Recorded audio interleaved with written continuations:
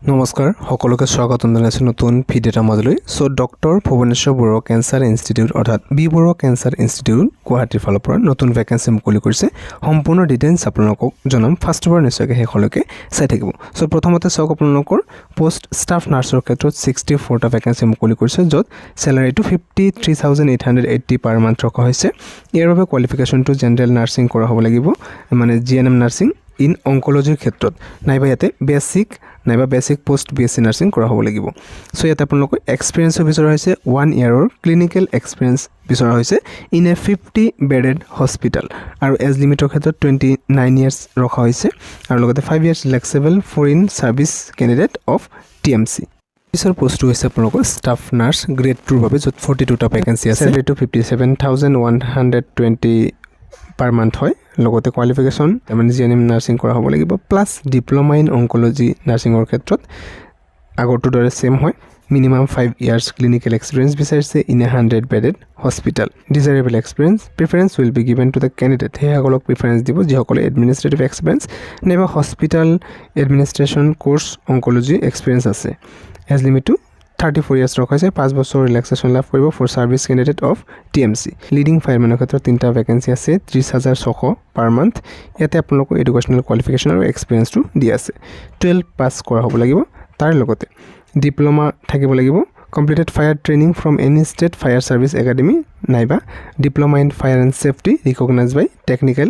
education board লগতে 3 বছৰ working experience থাকিব লাগিব এনি ইণ্ডাষ্ট্ৰি নাইবা হস্পিটেল নাইবা হোটেলৰ ক্ষেত্ৰত জেনাৰেল ক্যান্ডিডেট যদি হয় হাইট বিচৰা হৈছে 167 সেন্টিমিটাৰ আৰু লগতে ইয়াতে নৰ্থ ইষ্টৰ ক্যান্ডিডেট হলে 165 তাৰমানে আমাৰ অসমৰ ক্যান্ডিডেটৰ বাবে ইয়াতে 165 সেন্টিমিটাৰ হাইট হলে হৈ যাব চেষ্টৰ ক্ষেত্ৰত চাব পাৰে 80 নৰ্মেল 85 এক্সপেনশন কৰাৰ পিছত should have passed valid driving licence for LMV and 2 wheelers ইয়াতে লাইট মটৰ ভেহিকেলৰ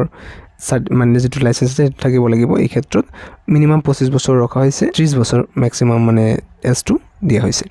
এটেন্ডেন্টৰ ক্ষেত্ৰত এটো আপোনালোকৰ 10টা পোষ্ট আছে 21,600 পাৰ মান্থ স্যালাৰিটো ৰখা হৈছে কোৱালিফিকেশ্যনটো মেট্ৰিক পাছ কৰা হ'ব লাগিব আৰু লগতে এতে 1 বছৰৰ এক্সপিৰিয়েন্সও বিচাৰিছে filing record keeping dispatch work operating photocopy machine ইয়াতে helping in office work dusting and cleaning লিমিটৰ ক্ষেত্ৰত 24 বছৰ ৰখা হৈছে 5 বছৰ ৰিলেক্সেশ্যন টিএমসিৰ লগত যিসকলে ইন সাৰ্ভিসত আছে তেওঁলোকৰ বাবে ট্ৰেড হেল্পাৰৰ বাবে 10টা পোষ্ট আছে 21,600 এতে স্যালাৰিটো ৰখা হৈছে কোৱালিফিকেশ্যনটো 10th পাছ কৰা হ'ব লাগিব লগতে 1 ইয়াৰৰ নৰ্মেল এক্সপিৰিয়েন্সও বিচৰা হৈছে ইয়াতে মেইনটেনেন্স ক্লিনিং এণ্ড লগতে ICU diagnostic services laboratory engineering etcetera office ৱৰ্কৰ ক্ষেত্ৰত এক্সপিৰিয়েন্স বিচৰা হৈছে এজ লিমিটটো 24 বছৰ ৰখা হৈছে 5 বছৰ ৰিলেক্সেশ্যন টিএমসিৰ কৰ্মৰত কেণ্ডিডেটৰ বাবে ক্লাৰ্ক কাম টেলিফোন অপাৰেটৰৰ ক্ষেত্ৰত 4টা পোষ্ট আছে 23,880 পাৰ মান্থ স্যালাৰিটো হয় গ্ৰেজুৱেশ্যন কৰা হ'ব লাগিব ইয়াৰ বাবে উইথ টেলিফোন অপাৰেটৰ কোৰ্ছৰ হৈতে আৰু লগতে ইসেনশিয়াল এক্সপিৰিয়েন্সৰ ক্ষেত্ৰত আপোনাৰ যেটো কমিউনিকেশ্যন স্কিল বহুত ভাল হ'ব লাগিব তাৰ লগতে এবছৰ এক্সপিৰিয়েন্স যিসকল আছে তেওঁলোকে প্ৰিফাৰেন্স লাভ কৰিব যেনেকৈ ধৰক handling exchange board preferably EPBAX in a reputed institute নাইবা হস্পিটেল ইংলিছ আৰু হিন্দীটো ল্যাঙ্গুৱেজ ভালকৈ জনা হ'ব লাগিব আৰু লগতে লোকেল ল্যাঙ্গুৱেজ মানে অসমীয়া ভাষা ভালকৈ জনা হ'ব লাগিব 26 ইয়াৰ্ছ লিমিট ৰখা হৈছে 5 ইয়াৰ ৰিলেক্সেশ্যন লাভ কৰিব যিসকলে টিএমসিৰ লগত জড়িত in service candidate of TMC তে place of posting doctor B Barua cancer institute Guwahati ইয়াতে হ'ব appointment is for 6 month which is extendable solely based on the performance till terminus so ইয়াতে 6 মাহৰ বাবেহে হ'ব পোষ্টিংটো আৰু পৰৱৰ্তী সময়তো বঢ়াই দিব পাৰে সেইটো স্পষ্টকৈ ইয়াতে লিখা আছে ইয়াতে সিলেকশ্যন প্ৰচেছৰ ক্ষেত্ৰত যেটো ইণ্টাৰভিউ নাইবা ভাইভা লোৱা হ'ব সেই ক্ষেত্ৰত ইয়াতে সিলেকশ্যন প্ৰচেছৰ ক্ষেত্ৰত যেটো ভাইভা আৰু ইণ্টাৰভিউ লোৱা হ'ব তাৰ প্ৰথমতে এলিজিবল কেণ্ডিডেটৰ লিষ্ট মুকলি কৰিব অফিচিয়েল ৱেবছাইটত এপ্লাই কৰাৰ কিছুদিন পিছতে সো যিসকল নাম আহিব তেওঁলোকে ইয়াতে নিজৰ এক্সামটো দিব লাগিব mode of the selection process written exam লোৱা হ'ব স্কিল টেষ্ট লোৱা হ'ব তাৰ পিছত ইণ্টাৰভিউ লোৱা হ'ব পেপাৰ প্যাটাৰ্নটো 100 মাৰ্কছৰ আহিব এমসিকিউ নাইবা সাবজেক্টিভ সিলেবাসটো the written examination নাইবা skill test question will be based on the respective area of specialization আপুনি কোনটো বিভাগত এপ্লাই কৰিছে সেই বিভাগৰ পৰাই কুৱেশ্যনসমূহ আহিব আৰু জেনাৰেল নলেজ আৰু